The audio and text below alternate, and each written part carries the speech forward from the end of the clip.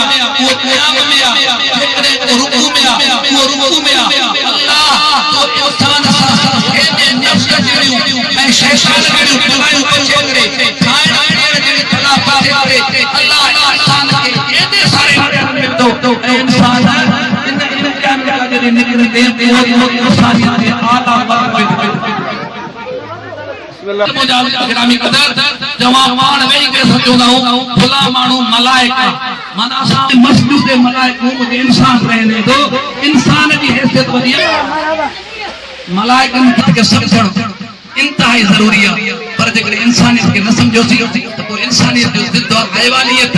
इन हैवानन के खबर कोने, ये जानवर ने इनन के पंजे मां भेण दे रिश्ते जी इनन के खबर कोने, दुख जी इनन के खबर कोने, घर जी इनन के खबर कोने। तो पो जेकर असा इंसानियत दे आला कदरन के पामाल क्योसी तो पो यकीन रखो असा में जानवरन में कोई फर्क न तो पे। तो मुझे अनेक लग खड़ी करे घुमाया तो पियो ही वो हुसैन जेकर हालत नमाज में मोजे मथा ये सवार थी वजे ये नथो लाया इने जेकरे त मुखे जने हुबेठवा जेकरे पाक रसूल सा नथवा में पंजी मर्जी सा नथवा पंजी मर्जी सा ला तो हुसैन मर्द जो मुक्तिया पढ़न वारन जी नमाज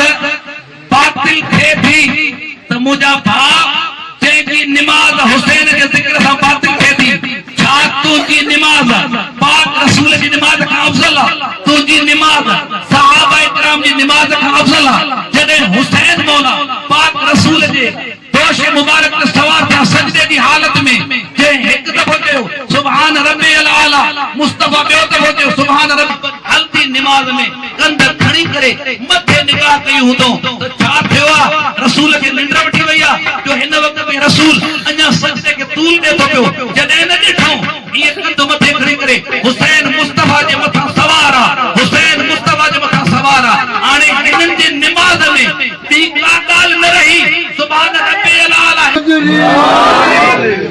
है मुझे पाक रसूल में नमाज में ज़ाहिरा तज़किरो क्यों हुंदो हुसैन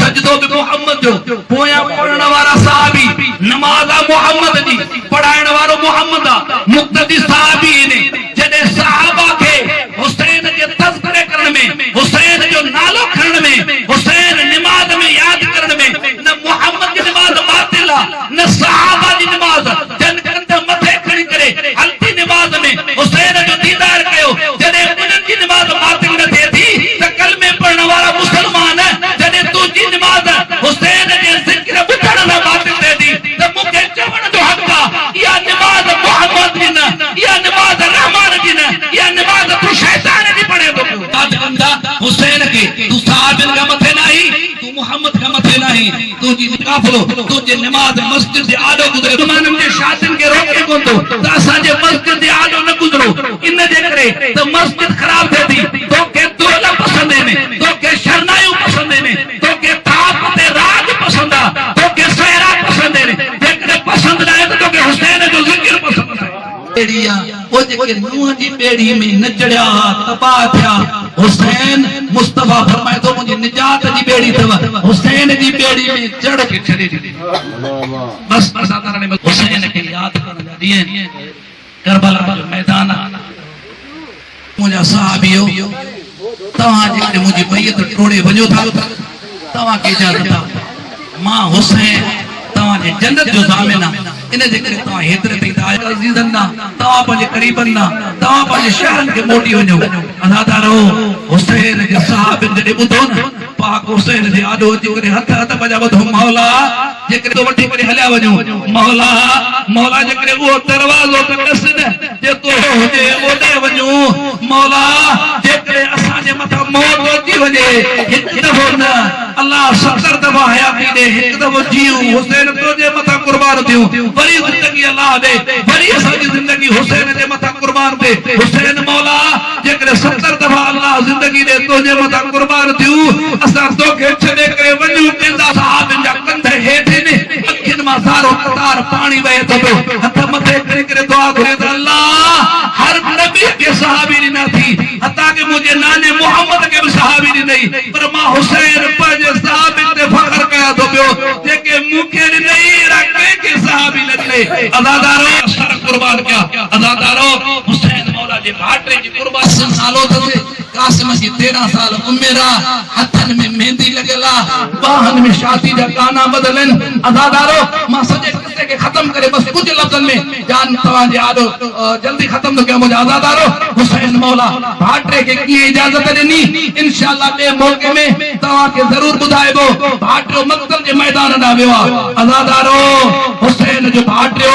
13 सालनि जो लाल हसन जो बचड़ो कासिम जॾहिं वियो तीरनि जी बारिश तलवारनि जी बारिश पत्थरनि जी बारिश हुसैन जो भाटियो कीअं घोड़े जे ज़ीन ते चढ़ियो खुदा ॼाणे घोड़े जे ज़ीन तां कीअं लथो इन ज़मीननि छा कयो हुसैन जे भाटे जे लाश ते घोड़ो वारा घोड़ा ओले दौलत ज़ालिमनि जे घोड़नि ते लाश हर शहीद जे लाश खे खणी करे खेमे न ईंदो हो हाणे जनाब कासिम जी लाश खे जॾहिं खणण आयो न कासिम किथे ऐं न कासिमा ओ कासिम किथे मूंखे ॿुधाया तुंहिंजी लाश नज़र नथी अचे अज़ादारो कासिम जे दादा तुंहिंजो कासिम त हिते आहे अज़ादारो मुंहिंजे मौला हुसैन अलैहिस्सलाम कपिड़ो विछाए करे करबला जे रेत ततल ते हुसैन मौला कासिम जी लाश कीअं खणे थो पियो जीअं माली गुल चूंडींदो आहे हिसो खयो आहे का बूटी काथो खई आहे इन में ॿधी जॾहिं मक़तल खां हेमन जी कुर्बानी अॼु मूंखे ॾिसणी हुई त हुसैन ते कीअं मुंहिंजो बचो कुर्बान थियो अज़ादारो इंतज़ार में बीठी आहे जनाब हुसैन सरदार खे चई त हुसैन सरदार मुंहिंजे कासिम जी कुर्बानी थी न थी मौला हुसैन फरमाईंदा हा भाॼाई उमे फरवा तुंहिंजे बचे कासिम अहिड़ी कुर्बानी ॾिनी जो कंहिंजी अहिड़ी कुर्बानी न आहे कुर्बानी आहे अज़ादारो त कासिम जी मां ओ मारन वारो औलाद वारो जंहिंजो 13 सालनि जो बाल 13 सालनि जो लाल एॾे बेदर्दी सां शहीद थियो हुजे उन मां जी कैफ़ियत छा हूंदी अज़ादारो मुंहिंजे हुसैन मौला जॾहिं उहा कंडे लाथी न हिते कासिम जी मां पुछियोसि त मुंहिंजे कासिम जी लाश किथे आहे अज़ादारो हुसैन मौला इशारा भला जवान 13 सालनि जे ॿार जो लाश कीअं त न हूंदो आहे जे मूंखे गॾु लाइ इशारो करे थो पियो मौला फरमाईंदा हा भाॼाई मेहंदी लाथी मां अॼु मेहंदी